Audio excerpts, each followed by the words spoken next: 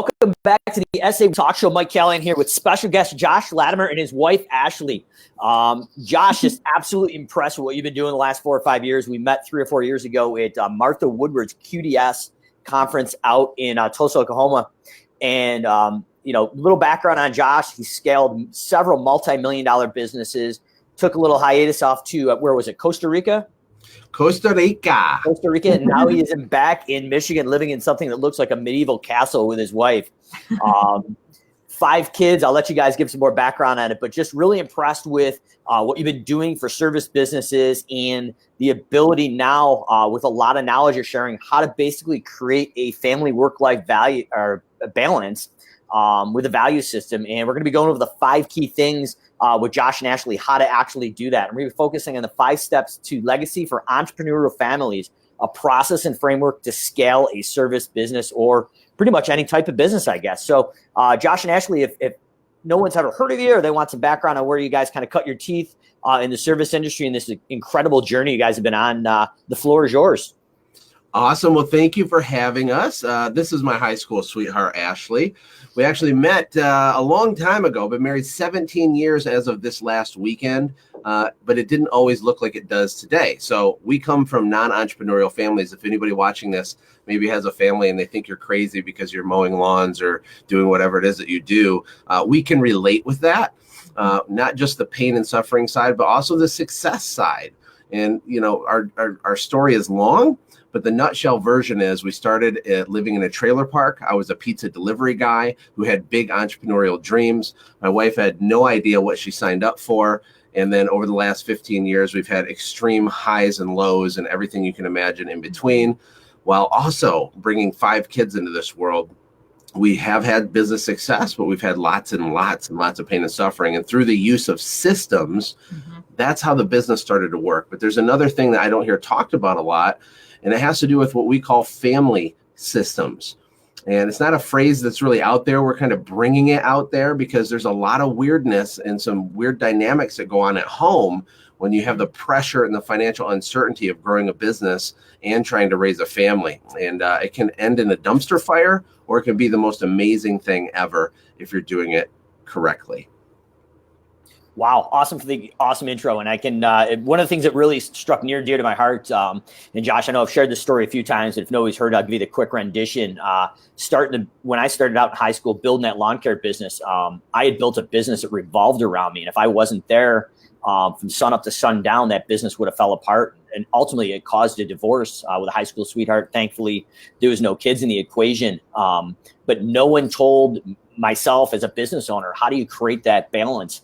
And literally, I remember days coming home where we're still running the business out of the house, where me and another guy were sharpening lawnmower blades at 10:30, 11 o'clock at night, while my wife was sticking her head out the garage door going, "What are you doing?" And we're back on the road at 4:35 in the morning at the shop. So these businesses can literally suck the life out of you. And now with 2 little ones at home under the age of 4, I can't imagine if I was learning for the first time the things I had learned originally in that entrepreneurial journey, what an absolute chaos. Like the fire in the dumpster for sure is a great analogy. So as we dive into this, there's 5 core areas that we're going to be looking at. And the first part is connection.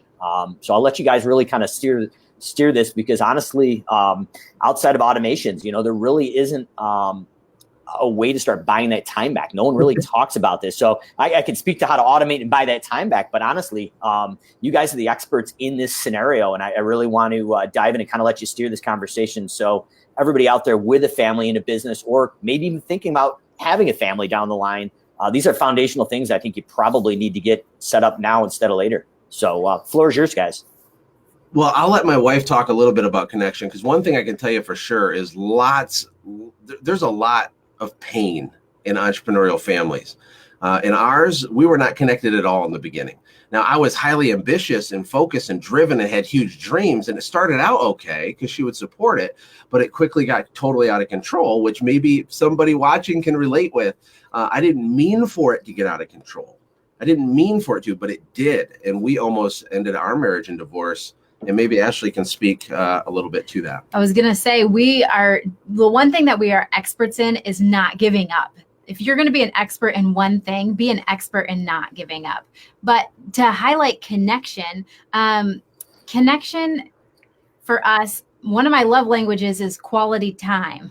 So when you have a business and your wife their love language is quality time, it's literally a dumpster fire. So we had to really be strategic on not quantity of time, but quality time. So we really did systemize our connection. We systemized everything from date night to household chores and different things like that, like things that clear expectations, clear communication on where we are, doing a hyper communication, which is something we're teaching our group today, about getting things really out in the open and communicate at a high level.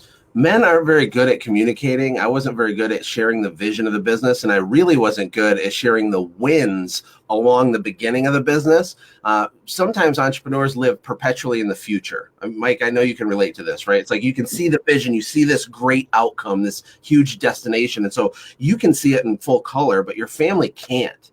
And so if you're not periodically bringing them into the vision, recasting the vision to them, and then celebrating little micro milestones along the way, it can get weird. So what we mean by the first step to legacy, when we say connection, we don't just mean you go on a date night and you hold hands and eat ice cream. We mean you get hyper clear on exactly who you are, what you want, why you believe God put you on this earth. And for me, it would be heavy in the business. I'd be talking about things about business. I want to accomplish this. We want to make $1 million. We want to be debt free. We want to do this. And for her, it could be other things, but it has to do with sharing authentically and honestly all of that stuff on a regular basis. And it's not just with your spouse, but also with your kids, giving your kids permission to be who they are and strategically investing and making little deposits in who they are. And doing it might sound overwhelming if you were up at 4 this morning and you're watching this video driving down to do 15 more estimates, but it's actually really, really simple. But it starts with brutal honesty if you really want to have that level of connection. Yeah, and I can resonate with that too. And I know just building the second business, Simple Growth, I was like, babe, just another 6 months, another 8 months, another 12 months. But there wasn't that brutal transparency of, okay, where are we at now and where are we going and where's that overall vision? And that did honestly cause some friction in the relationship. I will be transparent about it because it was like another 5 months, another 6 months, but it wasn't like, where are we at now and where do we need to go? And these are the steps along the way. So I think that connection and that vision and sharing that is really big. One of Ashley's coolest systems she's ever came up with is this idea she calls win language. So we've heard of the 5 love languages. Well, she kind of coined this phrase called the win language. And what we need to do, this is really practical, is figure out what your spouse's win language is. And what we mean is what fills up their batteries or fills up their bucket in terms of celebration. Right? Yeah, and keep going those 5 extra months. Like, how do we get to those milestones and say, okay, we can celebrate right here, even a little win that we've had, but we are going to continue on the journey, and it helps extend the spouse's battery, belief and battery, and it gets them recharged so that they can keep going, because sometimes they cannot see the grand vision.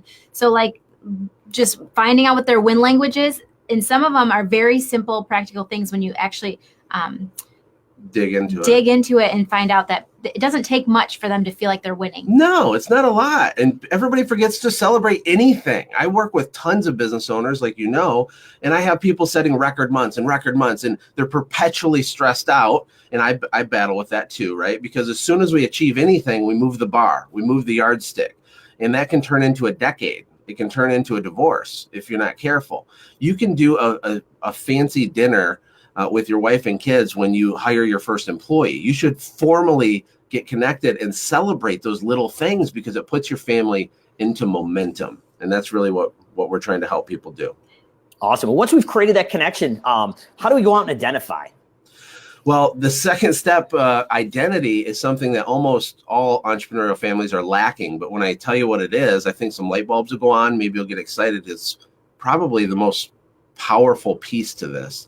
But think about this. Your business, you have like a mission statement, right? Or you have some, maybe like a manifesto or something, like, we're going to provide the best service in Southeast Arkansas. You have a logo, you have buzzwords, you have little slogans that you use in marketing. But when it comes to our family, we don't do a good job of formally creating an identity for our family. And we'll give you some ideas here. Do you want to share some of the things we do, Ash? Some of the things that we do is we have our own Latimer logo, and we plaster it on everything. We plaster it on t-shirts and towels and pillows and everything, because we wear Under Armour, or you wear your business on your shirt. Why wouldn't you celebrate your family in that way and represent it? Another thing that we do is we have Latimer of the month. Just like an employee of the month, we have the cheesy plaque on our wall, and we celebrate who wins Latimer of the month. And it's based on our 4 core values. And we vote every month, and we make it a huge celebration with a fancy dinner, and they win a reward or a prize every month. Yeah, we even have a thing also called the Latimer birthright. And it's where we just identify who are we and what are we for and what are we not for? Like, how do you put a flag in the ground and say, this is what it means to be a Callahan? Callahans do this. We have integrity. We do the right thing when no one's looking. Callahans put others before themselves. Callahan, whatever your thing is, whatever your essence is, because everybody watching this already actually has a family identity. Mm-hmm. You have a culture inside your house. The way that you talk to your kids, the way you talk to each other, good, bad, or ugly, is already a predefined culture or system. What we're encouraging people to do is to formalize it, is to get clear on it. So after step 1, when you get hyper connected and you're brutally honest, you figure out, who are we? What are we trying to do here? Why are we working so hard? Once you get connected and kind of lay it on the table, then you move to step 2, which is identity. What does it mean to be a Callahan? And what does it mean to be an entrepreneurial family for us? Once those things are in place, you can move to step 3, which is targets. And targets is really goal setting, except it's a little bit different. Targets is, we set goals for our business. We set goals in our head. We do cash flow statements. We do projections. We try to measure what's going to happen in the future. But when it comes to our family, we don't do that. And it's a huge missed opportunity, because your kids, to watch you set and achieve goals is a big deal. Even for your kids to watch you set and fail at achieving a goal is a huge deal. Like, they need to be witnesses of this. But most kids aren't even aware of what their parents are doing at work. They don't know how much money the business makes. They don't understand the value creation and the margin. You need to talk about all that. So you talk about the business goals as a family, and also what's in it for them when you achieve certain milestones. In addition to that, you should share your individual goals and even have marriage goals. We like to operate on like 90-day windows. This isn't some perfection thing that we operate in perfection with. It's just something that needs to be in the forefront of your head if you're trying to grow a business and have a family. You just need to be aware of it. Do it messy. Do it imperfectly, but do it. Wow. And I guess one of the questions I've got, maybe if anybody has questions as you're watching, feel free to drop these in live or recorded. We always take a look back, at least for the 24 to 48 hour span. And obviously you've got 5 children there. At what age do you start sharing this information or pulling that family unit in? I know Mike Michalowicz in his book, Profit First, also talks about setting and bringing the family unit in, as far as giving the kids almost like their own little mini version of Profit First, as far as allowances and things like that. Have you guys found an optimal age, or an age that's not good to bring them into this conversation, or how does that work? I think the day they're born, maybe. What do you think, Ed? We start having open conversations with our kids at a very, very young age. We started handing them money and having them pay for things probably when they were 3. Yeah, I mean, our 3-year-old right now has her own debit card. And she really doesn't know what it is, but she has it. It's a special debit card. It's a special type of debit card, but there's no reason for her to not have it. Her older brothers have it, so she has it. She doesn't know what it is. Mom keeps it in her purse, but she has it, and she asks about it. She's like, "Daddy, where's my debit card?" But she doesn't even know what it is. So perfect. It's not too late for my family then. All right. No, not at all. It's never too late. Ever too late. Empty nesters, it's not too late. If you don't even have kids yet, but you want to have kids, get on it now. If you have teenage kids that are disconnected and you feel out of whack, it's okay. We can correct it. We can fix it. We can pivot back. There's things that can be done. But these 5 things we're going through here, it always starts with step 1, which is the connection. Then you move to identity. Then you get into the goal setting and all that kind of stuff. I would also add that at a very young age, maybe even before 3, we started talking about value creation with our kids. And even when we would be driving down the car, we'd be like, where do you see value? And they would be like, oh, the roads. An entrepreneur family made the roads. They made the electricity. They made our clothes. And it's like a fun little game of figuring out where there's value and who created value.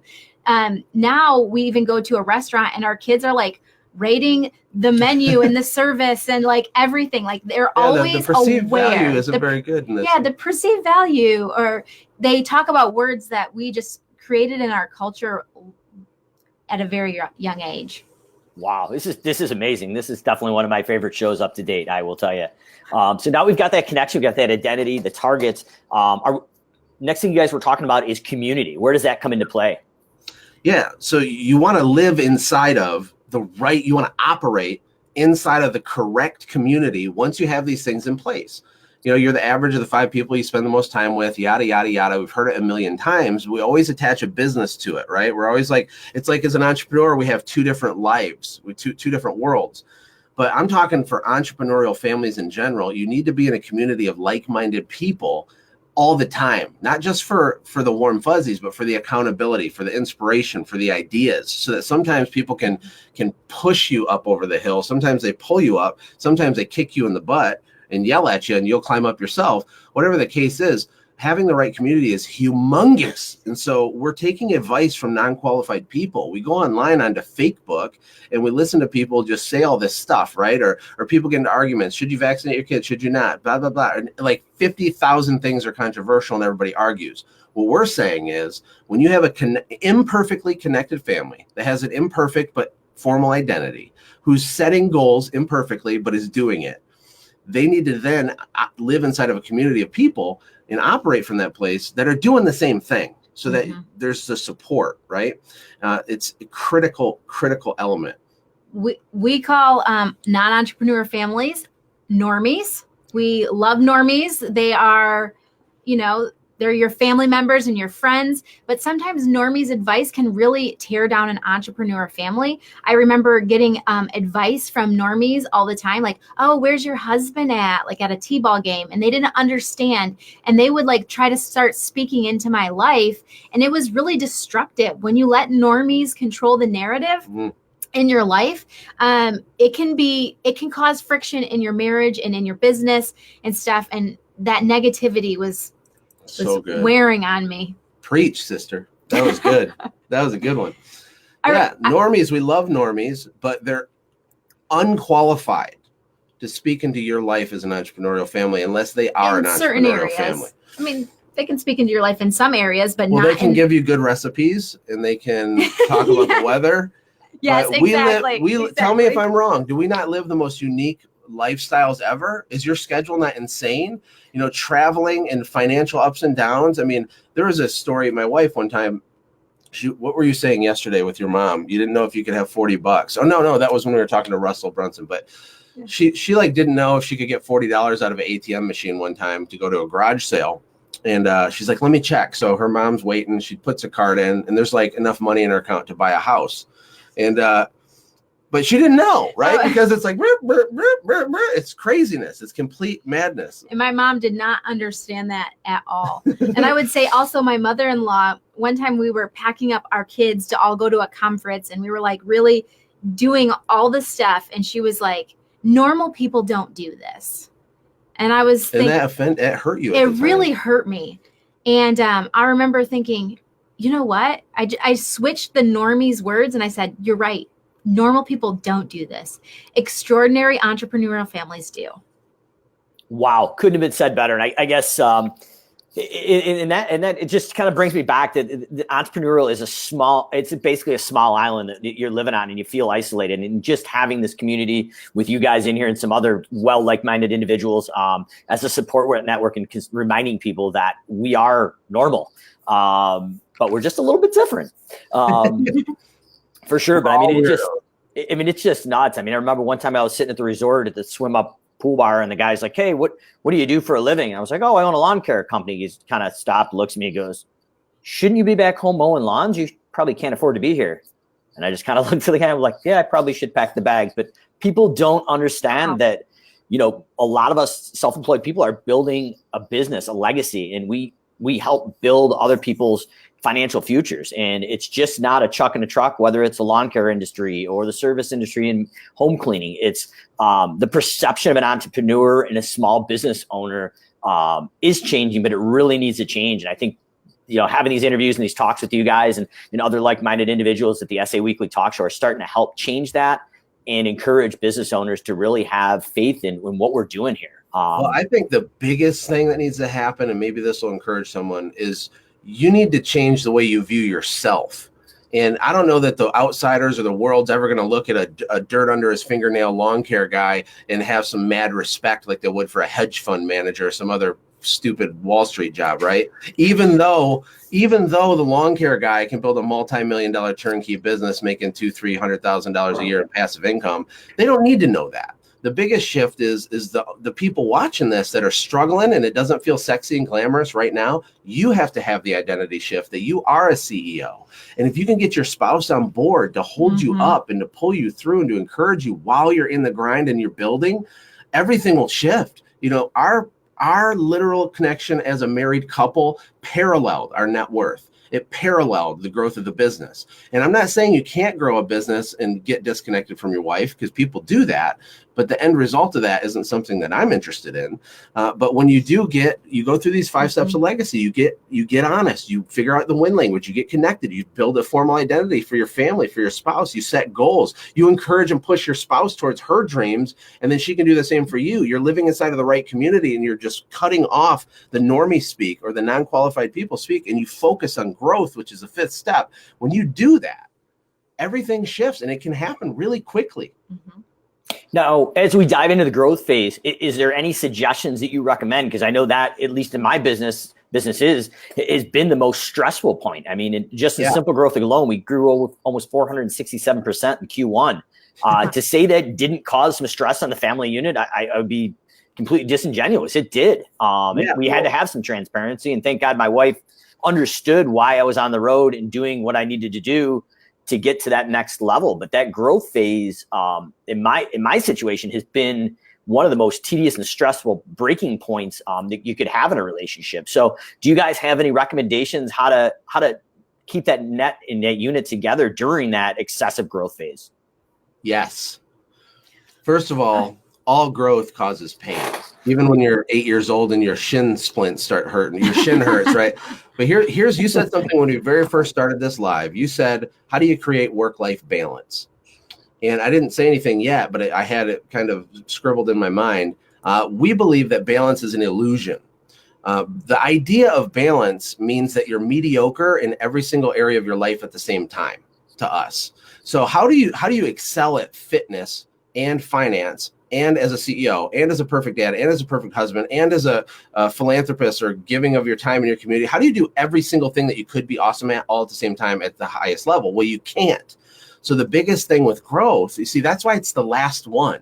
When you're connected with your spouse, you know who you are, you know where you're going with the goals, you're in a community of people doing the same thing, and then you call your shot and you say, we're going to grow 600%, we're going to do this, we're going to scale fast, and you're on the same page.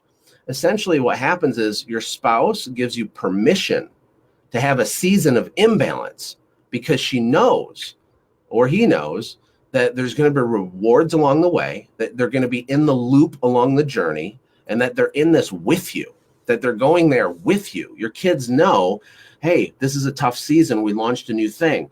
This is a tough season. Dad had a business for 15 years. It's been stuck. He's fed up. Now he's going to take the next 24 months and blow the thing up, and we're cheering him on, right? That is a big deal, and I don't see that. Awesome. And that's, you couldn't have said it better. And there really is no way to have that total balance, but I love having the permission to do that. And it's a commonality, and there's a parallel between both spouses, and they're on the same page and they're driving it together. So that's great. Cause I mean, nothing's worse than coming home after a 4-day bender on the road and maybe having friction at home. Not to say that that's the case here, but I mean, I can't imagine after being emotionally and physically drained. I think when you're not on the same page originally in the beginning of Simple Growth, my wife literally thought I was on a vacation every time I went to a conference. I've been there. I'm sorry. So very interesting. But I mean, from the outside perspective, if you don't have the connection and you haven't had the identity and the targets in the community before you go into that growth phase, I could see how that could happen. So, I mean, that makes sense. And you can shift this stuff so quickly. We actually have a checklist that people can go through and kind of look at these 5 areas in their life and kind of rate themselves to kind of see where to start or where the biggest pain points are. And everybody can have that. But Imagine if you went home and you just said, total vulnerability, just said, here's where I'm at. You know, I've accomplished all this, but I still feel like I'm worthless. I've done this. I still feel unfulfilled. I'm still hungry and I want to keep going, blah, blah, blah, blah, blah, blah. I feel disconnected from you. We don't have the sex that we wanted to have. I just feel off. I feel weird, but I love you and I love this and I want to talk about it. Imagine if that happened. And then imagine you let your spouse do that back to you. And then imagine you looked at your business and everything you have going on and you started communicating about it every day. And you said, well, this happened, that happened. Well, we're a little closer to this, a little closer to that. Imagine if you set a target to where you were going to take a mini vacation or staycation, or you're going to go to the water park or do something. You brought your kids into the same conversation. Imagine if it was that transparent in your household. What would happen? Would it be good? Is there any possible way it would be bad? Imagine if you found out what your spouse has some desire that you didn't know about. What if you started working with them to get their desire? What if you did? What if they wanted to spend more time with friends? What if you systemized every Saturday for 4 hours, mama gets to go drink coffee with their friends for 4 hours? That's a real one that we did. That's a real one. There's little itty bitty simple things that can be done to help. And they change like that. Yeah. They change like that immediately. It's a very quick fix, but we don't think of it as a quick fix, but it changes the state that you're in. Yeah, I mean, there's so much more we could talk about. I know we're limited on time, but I would encourage people to at least do an assessment of where you're at, even if things are good, because there's so many things you can improve and get the family systems checklist that we have. Awesome. I really appreciate it. I mean, Rachel Hollis's of the world, watch out. This tag team couple is coming. And I love the transparency, and there's nothing disingenuous about it. You guys really tell it how it is. And a lot of times when you see some of these national people writing these books and doing these seminars, it's really disingenuous. When you look at their travel schedule and they're on the road, 99% of the year, and they're talking about how little time they spend with their family. There's no flipping way. You guys are bringing it real. I love it. I've got some homework when I get home. I appreciate it. So really appreciate it. Any closing thoughts? And if people are interested in reaching out to you guys and just getting some more information for that checklist that you guys use or anything else, what's the best way to get a hold of you guys? Just to get some more information on this system that you guys have used inside your family for success. You can go get the checklist at honorandfire.com. That's the best way to go get the checklist, and it kind of lets you into our community. We have a Facebook group right now that is just got over 1,000 business owners, and it's just kind of opened up, and so it's just going to grow from here on out, and that's where you can find people. It's a normie free zone, and so it's a great place to start as a community and to get that checklist to figure out where you're at. Yeah, my closing thought is just to be encouraged and keep going. And, we've built and sold several companies. We actually still own Send Gym, which is a popular marketing service that's doing great. We hired a CEO to run that company. We're in a good spot. It's not perfect, but we're having fun, right? We're not trying to launch some huge, crazy thing. We're trying to help people. Mm-hmm. We're trying to give hope. I tell my wife, I say, what we really are doing with this is we're hope brokers. We're hope dealers.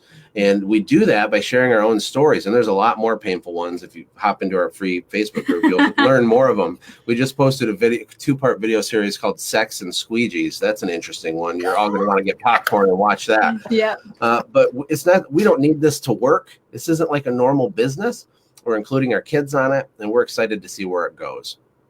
Love it. Love what you guys do for the service industry and now service industries and families. So thanks again, guys. Ashley, great meeting you once again remotely, but I know we've met in person, I think at QDS once before. So yep, in San Diego. Yep. Good to get you guys back in the same virtual room. And until next week, want to say what's up to Michelle of Pink Collars, Marvin Sausalito, and a couple other longtime listeners and watchers here.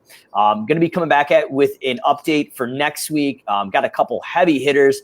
Lisa Marino of Service Autopilot marketing department will be joining us, as well as going to be getting Jason Cup back on and some other people in the Service Autopilot arena, as well as others. So going to be coming back at weekly strong until SA6 in November. If you haven't picked up your discounted tickets or reserve your hotel room, I would suggest doing that. And myself and the Simple Growth team will be out at SA6 as well. So until next week, we'll see you. Josh, Ashley, thanks again for joining me here. Thanks, you. Mike.